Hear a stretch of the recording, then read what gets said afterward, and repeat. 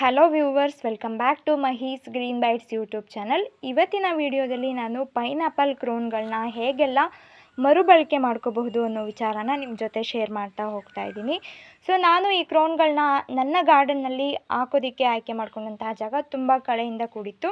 So ನಾವು ಈ ಕಳೆಗಳನ್ನ ತೆಗೆದು ಯಾವುದೇ ಗಿಡಗಳನ್ನ ಅಥವಾ ಹಣ್ಣಿನ ಗಿಡಗಳಾಗಿರ್ಬೋದು, ಹೂವಿನ ಗಿಡಗಳನ್ನ ಹಾಕಿದ್ದೆ ಆದರೆ ನಾವು ಹಾಕಿರುವಂತಹ ಗಿಡಕ್ಕೆ ಮಣ್ಣಲ್ಲಿ ಇರುವಂತಹ ಪೋಷಕಾಂಶಗಳು ಸರಿಯಾಗಿ ಸಿಕ್ಕಿ ಗಿಡ ಉತ್ತಮವಾಗಿ ಬೆಳೆಯೋದಕ್ಕೆ ಸಹಾಯ ಆಗುತ್ತೆ. ಇತ್ತೀಚಿನ ದಿನಗಳಲ್ಲಿ ಗಾರ್ಡನರ್ಸ್ಗಾಗಿರಬಹುದು, ರೈತರಿಗಾಗಿರಬಹುದು, ಕಳೆನ ನಿರ್ವಹಣೆ ಮಾಡುವಂಥದ್ದು ಒಂದು ಚಾಲೆಂಜಿಂಗ್ ಥಿಂಗ್ ಕೂಡ ಆಗಿದೆ. ನಾವು ಯಾವುದೇ ಬೆಳೆ ಹಾಕಿದ್ರೂ ಕೂಡ ಬೆಳೆಗಿಂತ ಕಳೆನೇ ಹೆಚ್ಚಾಗಿ ಬೆಳೀತಾ ಹೋಗಿರುತ್ತೆ.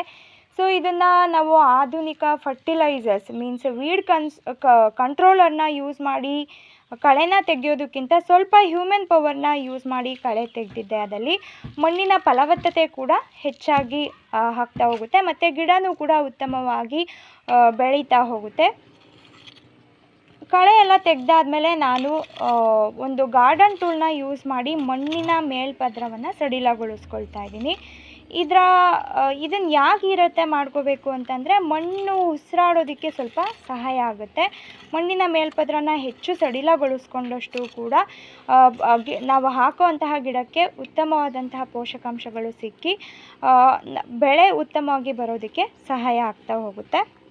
ಮತ್ತು ಮಣ್ಣನ್ನೆಲ್ಲ ಕೂಡ ಒಂದು ಎಲ್ಲ ಕಡೆಯಿಂದನೂ ಕೂಡ ನೀಟಾಗಿ ಮಿಕ್ಸ್ ಮಾಡ್ತಾ ಬಂತು ಅಂದರೆ ಒಂದು ಸಮ ಪ್ರಮಾಣದಲ್ಲಿ ಮಾಡ್ತಾ ಬಂತು ಅಂದರೆ ಎಲ್ಲ ಗಿಡಗಳಿಗೂ ಕೂಡ ನಾವು ಹಾಕುವಂತಹ ನೀರಾಗಿರಬಹುದು, ಗೊಬ್ಬರ ಆಗಿರಬಹುದು ಸಮ ಪ್ರಮಾಣದಲ್ಲಿ ಸಿಕ್ಕಿ ಎಲ್ಲ ಗಿಡಗಳು ಕೂಡ ಒಂದೇ ರೀತಿ ಬೆಳವಣಿಗೆ ಆಗೋದಕ್ಕೆ ಸಹಾಯ ಆಗುತ್ತೆ.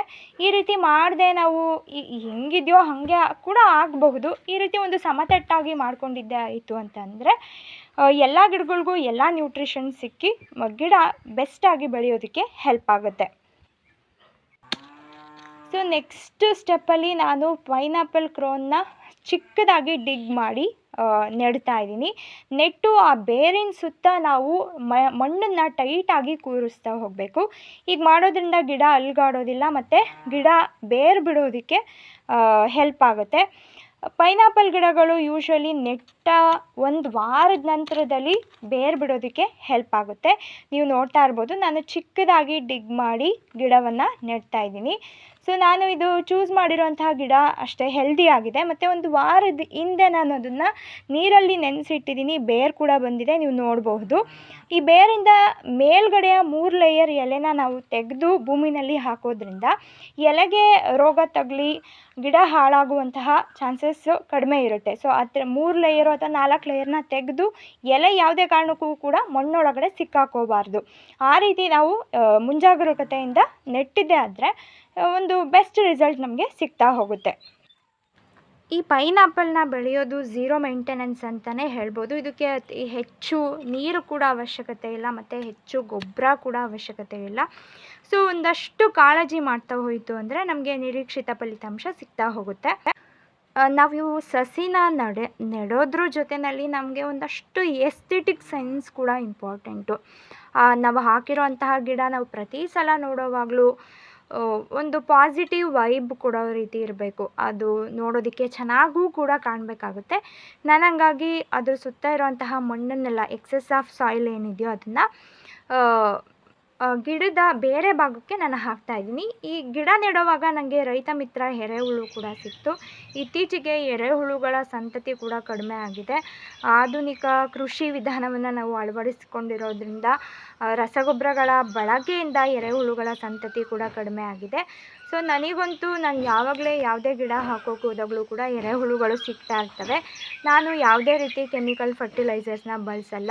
ಕೊಟ್ಟಿಗೆ ಗೊಬ್ಬರನೇ ನಾನು ಹೆಚ್ಚಾಗಿ ಬಳಸೋದ್ರಿಂದ ಎರೆಹುಳುಗಳು ಅವುಗಳ ಉಳಿವಿಕೆಗೆ ಹೆಲ್ಪ್ ಆಗಿದೆ ಅಂತಲೇ ಹೇಳ್ಬೋದು. ಫೈನಲಿ ನಾನು 5 ಪೈನಾಪಲ್ ಕ್ರೋನ್ಗಳನ್ನ ನೆಟ್ಟಿದ್ದೀನಿ ಮತ್ತು ಅದು ಇನ್ನೂ ಉತ್ತಮವಾಗಿ ಚೆನ್ನಾಗಿ ಕಾಣಲಿ ಅಂತ ಹೇಳ್ಬಿಟ್ಟು ಇಟ್ಟಿಗೆಗಳನ್ನು ಜೋಡಿಸಿ ನಾನು ಅದಕ್ಕೆ ಒಂದು ಸ್ಟ್ರಕ್ಚರ್ಡ್ ಆಗಿ ಕೂಡ ಹಾಕಿದ್ದೀನಿ, ನೀವು ನೋಡಬಹುದು. ಈ ಮಾಹಿತಿ ನಿಮಗೆ ಇಷ್ಟ ಆಗಿದ್ದರೆ ದಯವಿಟ್ಟು ನಮ್ಮ ಚಾನಲ್ನ ಸಬ್ಸ್ಕ್ರೈಬ್ ಮಾಡ್ಕೊಳ್ಳಿ, ವಿಡಿಯೋನ ಲೈಕ್ ಮಾಡಿ ಮತ್ತು ಶೇರ್ ಮಾಡಿ. Happy gardening. ಮುಂದಿನ ವಿಡಿಯೋದಲ್ಲಿ ನಾನು ಮತ್ತೊಮ್ಮೆ ನಿಮ್ಮನ್ನು ಭೇಟಿ ಆಗ್ತೀನಿ. Until then keep watching. Take care of yourself. Thank you for watching.